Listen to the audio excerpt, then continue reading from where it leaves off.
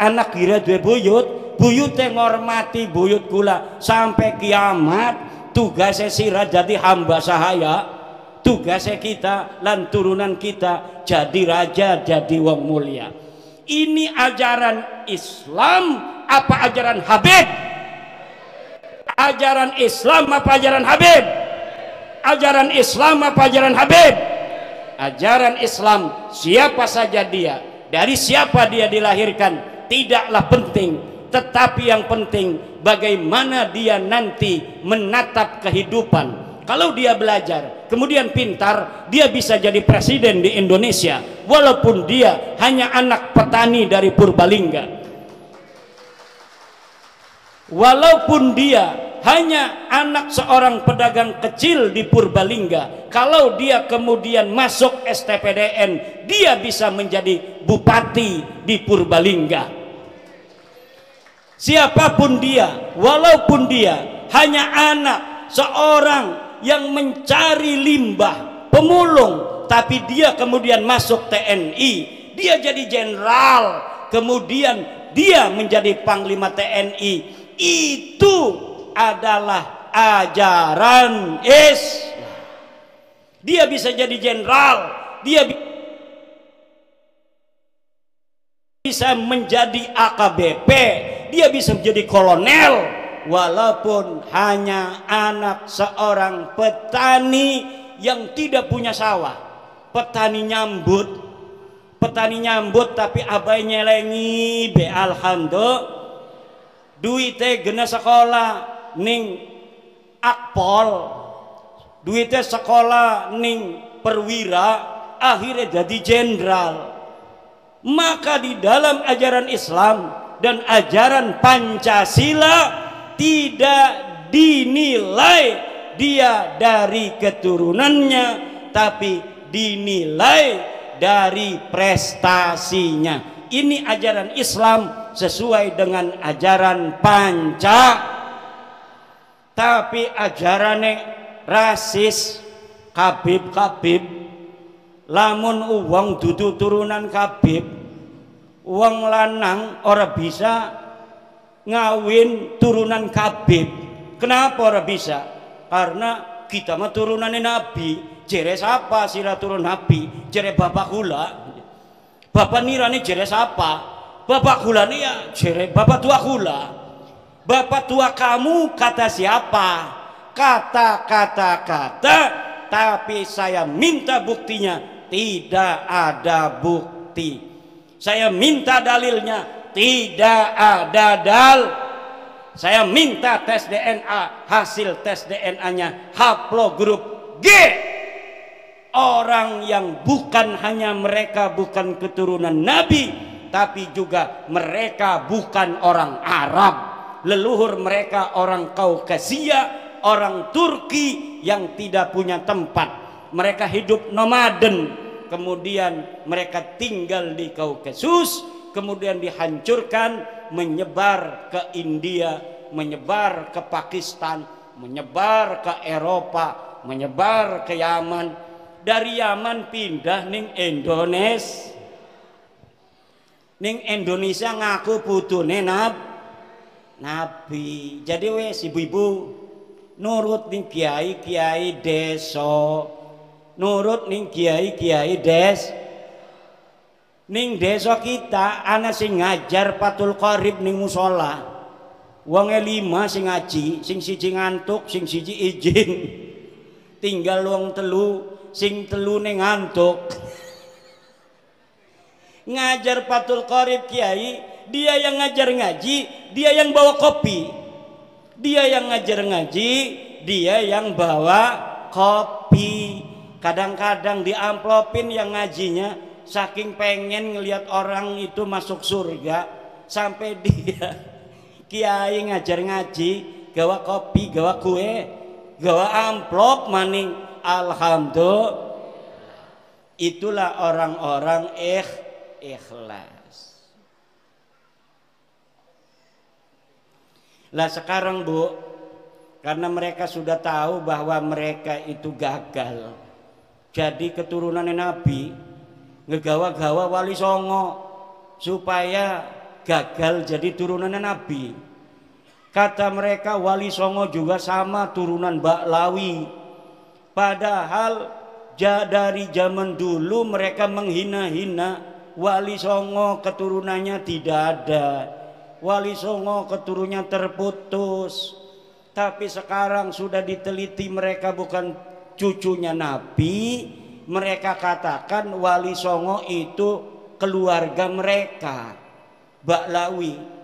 Rizik Syihab sebelum saya membuat tesis tentang bahwa para Khabib itu bukan turunan Nabi, dia ditanya oleh orang tentang Azmat Khan.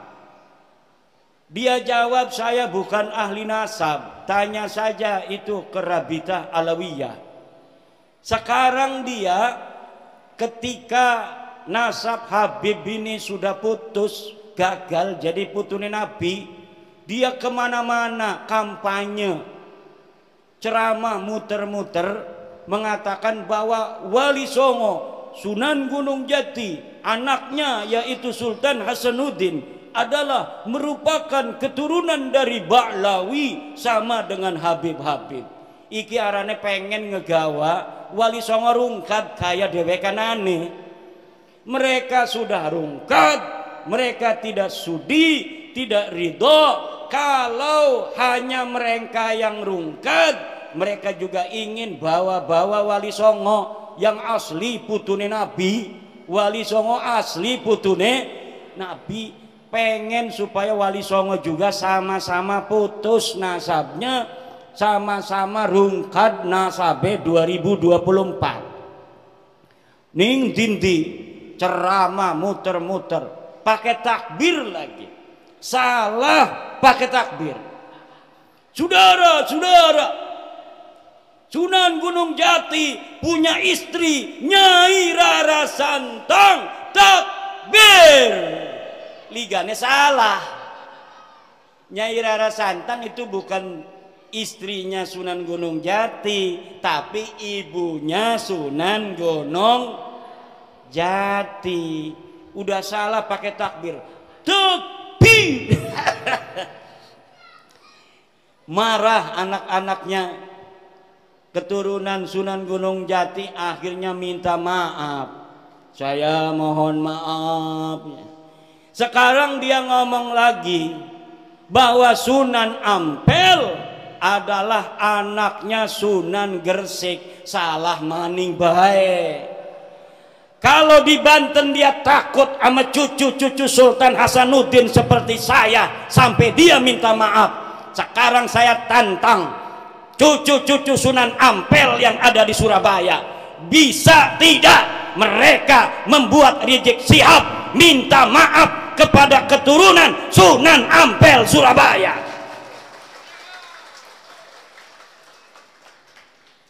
Kalau sama Sultan Hasanuddin Sunan Gunung Jati dia sampai minta maaf, sekarang orang Surabaya kalau dia tidak minta maaf atas kesalahannya itu dengan mengatakan Sunan Ampel anaknya Sunan Gresik, padahal Sunan Ampel anak daripada Ibrahim Asmoro, maka berarti keturunan Sunan Ampel yang ada di Surabaya tidak dianggap oleh Rizik Syihab seperti turunan Sunan Gunung Jati Syarif Hidayatullah. Coba mana eta turunan Sunan Ampel di dia? Tuntut, suruh minta maaf.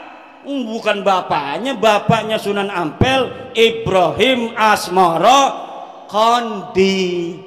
Kalau Sunan Gresik itu Maulana Malik Ibrahim, harus minta maaf. Semakin ngomong semakin banyak salahnya dia. Karena apa? Bukan ahli nasab, nggak ngerti nasab, maksa-maksain bicara nasab. Saking marahnya sama saya, marah bener sama saya itu. Saya sejak kecil jadi cucu Nabi, masa mau mati jadi mantan cucu Nabi? Yang bener aja. Ama Roma Irama marah juga. Roma Irama sampai ditelepon marah. Kata Roma Irama, siapa lu negur-negur gue? Wih, hebat juga tuh Bang Haji. Bang Haji Roma kenal, Bu? Bu, kenal nggak Bang Haji Roma? Yang nyanyi apa contoh lagunya? Sebujur Bangkai. Satu lagu Roma Irama Sebujur Bangkai lebih utama dari ceramah para habaib 70 habaib.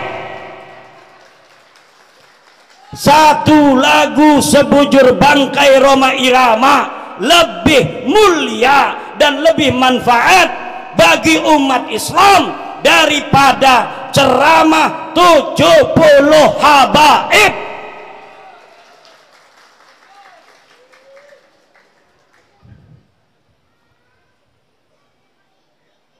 Kenapa lagunya Roma Irama kalau didengerin, kalau lagunya masalah akhirat, kaya-kaya neraka di depan mata, betul? Betul nggak? Kalau lagi nerangin masalah keindahan surga, kaya-kayanya surga ada di depan mata. Kalau lagi menerangkan istri salehah, Masya Allah pengen nambah lagi.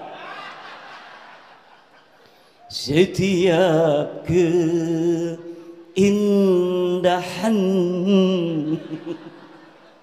yang tampak oleh mata. Apa tuh? Nggak hafal saya. Ada kiai yang hafal seluruh lagu-lagu Roma Irama. Namanya Kiai Haji Raden Sarip Rahmat. Itu di rumahnya bukan kitab dia mah, kaset semua. Masya Allah. Padahal hafal Quran, pinter baca kitab kuning, tapi ngefan banget sama Roma Irama sampai dia mengatakan bahwa Roma Irama adalah waliyun min auliyaillahi ta'ala.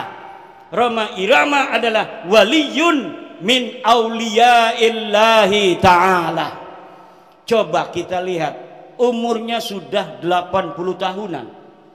Tapi ketika mendengar tentang tesis saya, dia ingin menelusuri, dia ingin meneliti. Kemudian sekarang dia mempunyai keyakinan bahwa para habib ini bukan keturunan baginda Nabi besar Muhammad sallallahu alaihi wa alihi wasallam. Kalau orang siapa saja yang masih ragu-ragu di hatinya, Imaduddin Usman membatalkan nasab kamu dengan dalil-dalil. Ini dalilnya dari kitab nasab. Mulai abad kelima, 6, 7, 8, 9, tidak ada leluhur kamu disebut, dicatat sebagai keturunan baginda Nabi. Ini kitab sejarahnya. Mulai dari abad keempat, 5, 6, 7, 8, 9, tidak ada leluhur kamu dicatat dalam sejarah sebagai apapun, baik sebagai ulama maupun sebagai turun Nabi. Tidak ada leluhurmu yang jadi ulama, tidak ada leluhurmu yang jadi wali, tidak ada leluhurmu yang dicatat sebagai keturunan Nabi. Lalu kamu katakan Ubaidillah sebagai imam. Imam dari mana? Kamu katakan Alwi sebagai muhaddis. Muhaddis dari mana? Tidak ada orang yang mencatat di masanya pada abad ke-5, ke-6, ke-7 mereka sebagai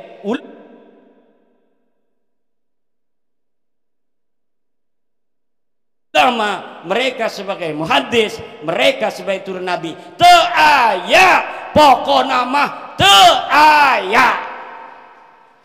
Ngertiin teu? Ya kalau sudah tidak ada dalil, premen maning. Imam tolong si husnudon beh. Ora bisa doraka kita. Asup ke neraka aing. Lamun geus nyaho sia lain keturunan Nabi, tapi orang masih ngomong sia turun Nabi, aing asup ke neraka. Aing mah embung asup ke neraka eta. Aing mah embung asup ke neraka. Ke neraka. Kita mau orang pengen manjing neraka. Ku ibu-ibu pengen orang manjing neraka. Bu, pengen orang manjing neraka. Riboten aja nganggep Baklawi turun Nabi maning ya. Lamun masih nganggep turun Nabi maju neraka. Ada kiai protes sama saya. Hai Kimat, kenapa pernah mengatakan walaupun ulama-ulama di dunia memfatwakan karena suatu hal Baklawi sebagai cucu Nabi, saya tidak akan terima. Saya pernah ngomong begitu, betul. Tapi Pak, lihat kata-kata saya, dengar kata-kata saya, ada kalimat karena suatu hal.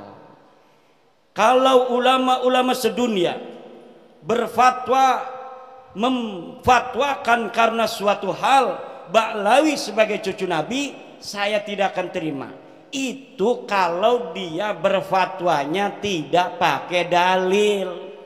Karena suatu halnya itu misalnya pertemanan, seperti Syekh Ali Jum'ah Mesir karena berteman dengan Habib Umar bin Hafid, dia kemudian mengisbat Baklawi.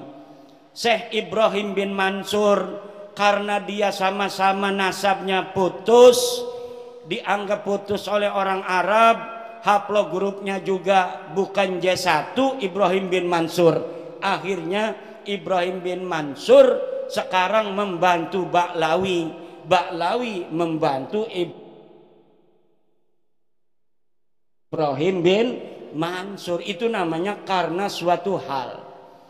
Kalau mereka datang dari seluruh dunia membawa dalil, maka kita terima, walaupun itu akan mustahil. Mustahil ditemukan dalil-dalil tentang ketersambungan Baklawi. Kenapa saya berani mengatakan mustahil? Karena algoritmanya tidak memungkinkan. Kenapa tidak memungkinkan? Karena di abad 9 saya sudah ainul yakin melihat dalil-dalil bagaimana mereka membangun nasab itu di abad 9. Tidak ada sebelumnya.